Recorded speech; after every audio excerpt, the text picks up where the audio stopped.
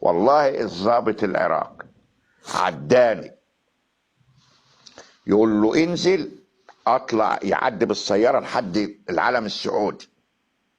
العلم السعودي قال لي خلاص انا كده خلاص ما اقدرش، انا ابكي وهم يبكوا، اقسم بالله العظيم. هذا هو الشعب العراقي الحقيقي، والواحد بيحبه ليه؟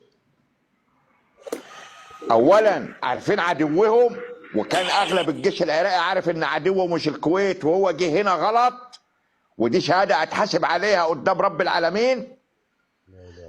ثانيا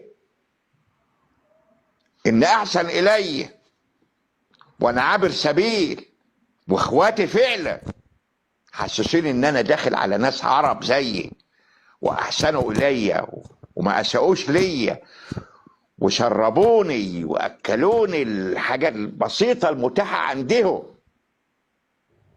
ووصلوني بسلام للحدود السعوديه، وشفت الحدود السعوديه واستقبلوني اخواني السعوديين على الحدود وانا عابر سبيل. لن انسى هذا ما حييت. وطبعا ناهيك بقى على اللي قدمته لنا السعوديه، حكومه خادم الحرمين الشريفين الملك فهد الله يرحمه ايامها. انا كنت طالع من الكويت ما فيش في جيبي ولا فلس، 2/8 وما كنت سحبت راتبي، لسه بنسحبه بالكارت. وانتوا عارفين الناس اول باول، هو احنا كنا صغيرين في السن وراتبنا على قده يعني. وطلعنا تموين السياره ببلاش، اكل وشرب، النقل ببلاش، فلوس الناس قابلونا ادونا فلوس تروح الاماره تاخد 500 ريال، ايامها كانوا حلوين جدا.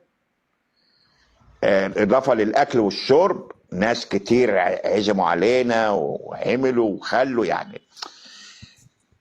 قصد الكلام ده اللي انا عايز اقوله لكم ايه؟ اللي انا عايز اقوله لكم